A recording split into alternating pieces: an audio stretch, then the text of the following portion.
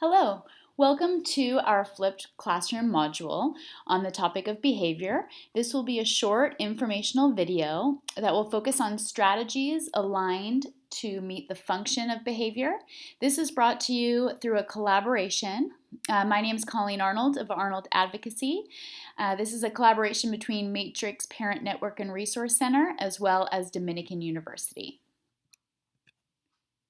So just to revisit the function of the behavior, when we look at a behavior plan, it's really important that there's an assessment, hopefully an FBA, that determines the why of the behavior. And the why of the behavior is critical to understand from the perspective of the child. All behavior has a function, and once we understand that function, we are better able to create a plan that can help to meet the needs of the child. This is why using the FBA assessment, the functional behavior assessment, as step one is really critical in order to develop a plan that will have the desired impact. So, as a review, there are multiple functions that behavior can have for a student. The first part, the S, stands for sensory. And at times, the behavior might actually be providing a positive sensory feeling. It might feel good for the child. It also might be a reaction to sensory overload, where the child has too much sensory information coming in, and therefore the behavior is an attempt to reduce that. Anxiety can be a big precursor for behavior that's sensory motivated. The E in SEAT stands for escape. And when we think about escape, we're thinking about getting away from something. So that might be avoiding an activity that the child doesn't like, perhaps an activity that might be hard for them. It might be to avoid a situation, a social situation, a situation on the playground, or an interaction with a peer or a teacher. So when the function of the behavior is escape, the child is really trying to get away from whatever this kind of negative impact is. It can also happen at times, not only when tasks are too hard, but also if the task is seen as boring or too easy for the student. The A in SEAT stands for attention. So many students have behaviors that are gaining them access to attention, and attention can be positive or negative. And many students kind of view that attention in the same way. So it gives them access to peer attention, attention from their friends and classmates, perhaps attention from the teacher or the teacher's aide. And often these students are looking for social interaction. They're looking for someone to see them, really. And attention is a tricky function to address. So we'll speak more about that. And then finally, the T is for tangibles. This is when the function of the behavior is to gain something specific. So that might be an actual item, such as an iPad or a Lego. That can also be an activity. So the child wants to go outside and play basketball or play on the computer. And this type of behavior can happen anytime the child is interested in an activity, perhaps also if they're in classroom and they're bored or they're not really able to access what's going on, then they might exhibit a behavior in order to get something that they want. So once it has been determined what the primary function of the child's behavior is, that can really help us to come up with strategies and approaches as well as ways to prevent the behavior from happening. So we're going to begin with sensory, the S in SEAT. In order to help the student get access to the sensory information or input that they need, it's really important to provide the sensory breaks scheduled throughout the school day. Probably the biggest mistake I see is that we react to sensory behavior in a very reactive way after the child is already completely dysregulated. Then we often will come in with requesting a sensory break or a fidget tool, when in reality, for some kids, it's really important that those breaks are scheduled preventatively throughout the day to help them stay in a more regulated state. So for some students, that might mean the first 5 minutes of every period, especially right before activities that might be challenging. So one example would be circle time. So if the child's expected to sit for 5, 10, 15, 20 minutes in circle time, prior to circle time is a great time to schedule a sensory break where the child can go and swing on the swing or engage in some activities that they find to be regulating, like jumping on a trampoline. And making sure that those scheduled breaks happen, what it will do is will help to avoid a state of complete dysregulation where then sometimes it's really hard to get the child back. As all students are different, it's really important to provide a lot of choice and to also integrate sensory equipment into the classroom. So having a toolkit or a bin where students can try different equipment and see what really works for them is critical. And it's also important that they're taught how to use it.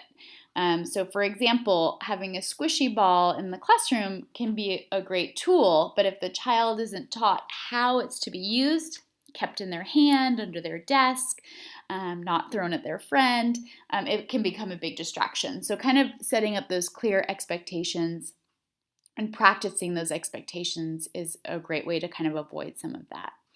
Also to remind us that sensory overload is a true issue. So having tools that help to decrease the sensory input, like a dark sheet that they can tunnel under, or noise canceling headphones, or just a quiet space to go and kind of be alone. All of these are great tools and strategies for a student who has a behavior that is sensory motivated. For escape, when the student's function of their behavior is to escape to get away from a task or an individual or a person, it's important that the child is allowed to have structured breaks within their day. And when I say structured, I mean there has to be kind of a formula in place. Some teachers choose to use a pass or a break card where the child can show the card and take their break. It's important that they have a safe place to go to do so and that there's just a couple of calming activities.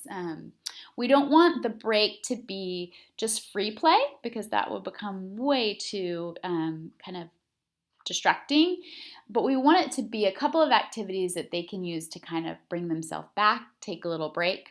And I highly suggest the use of a time timer or some other visual to help prompt them to take their breaks and then kind of return within a reasonable amount of time. So students who want to escape from tasks also really benefit from choice. First of all, it gives them control. It also gives them an out to still be a student and to still participate, but to perhaps change the output in which they're expected to participate. So for example, maybe they're allowed to write their answers on a whiteboard instead of on the paper. Or maybe they're able to record their voice instead of type paragraph. You also might want to create some alternative assignments so that if a child wants to escape a task in the area of math, for example, they have a folder of assignments or activities that they can do instead.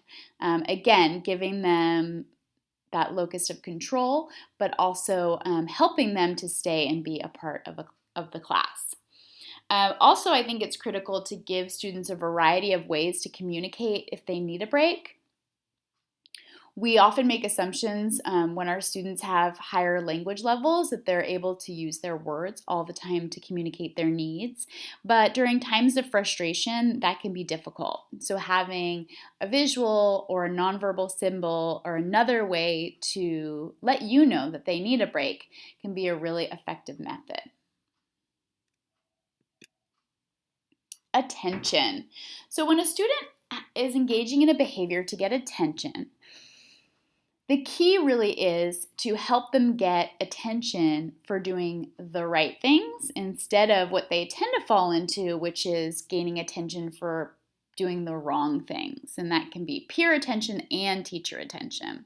So the first thing is to just increase the level of praise in regards to when they're doing something right.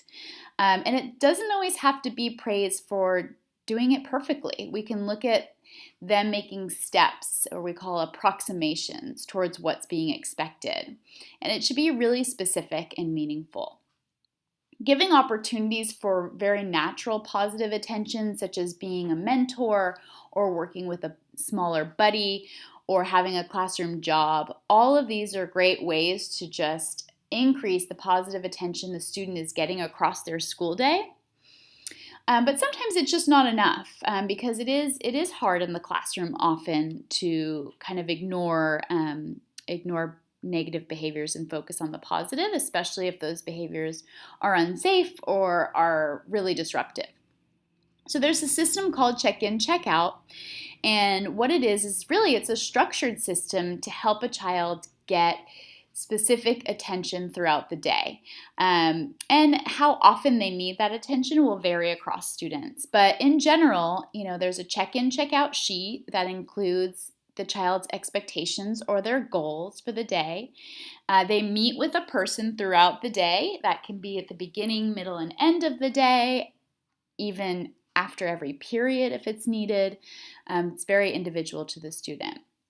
And the person who's checking in with the student really needs to have a really positive relationship so that this interaction is seen positively. They can review the child's performance and have a conversation about either their success or how to do something differently or better the next time.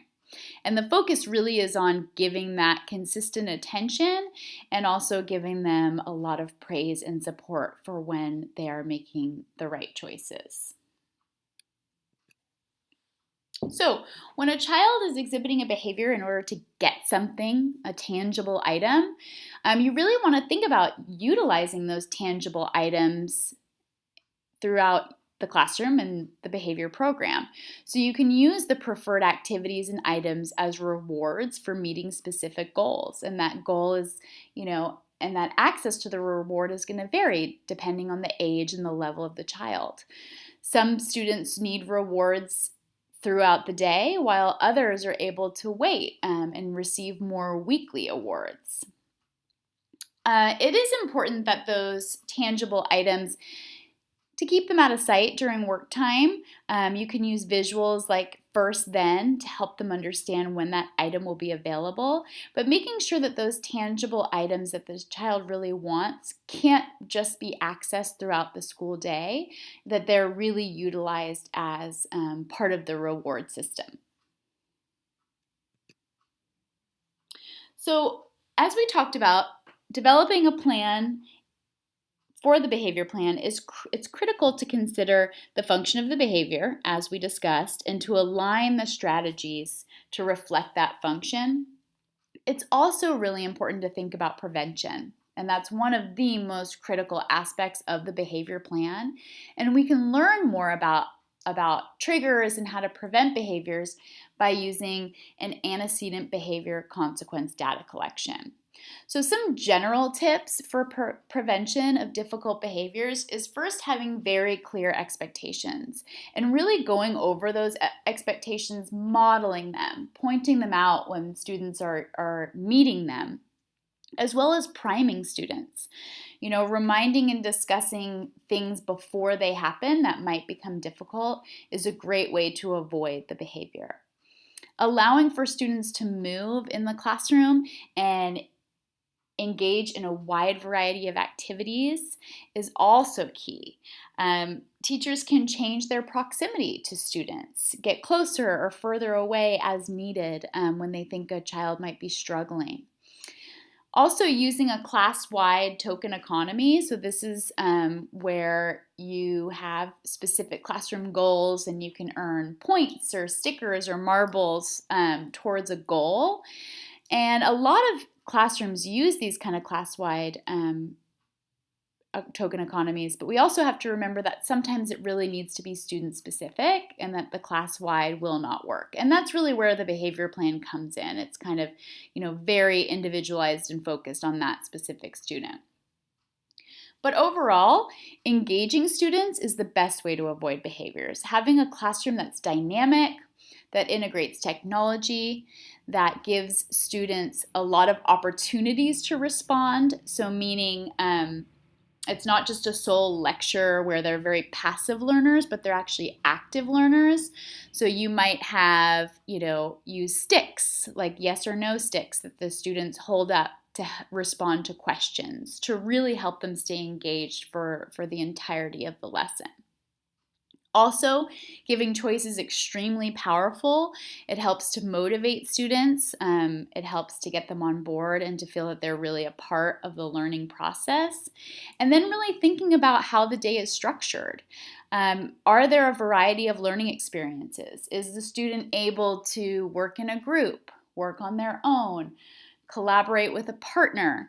All of these pieces, coupled with movement, are going to help them stay engaged throughout the long school day.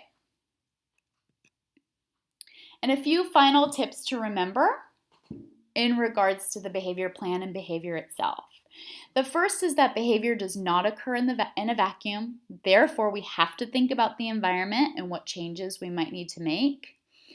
When we choose a strategy, as we talked earlier, to address behavior, it really needs to align with the function. Students often struggle with behavior because they really need that direct teaching of the replacement behavior and strategies.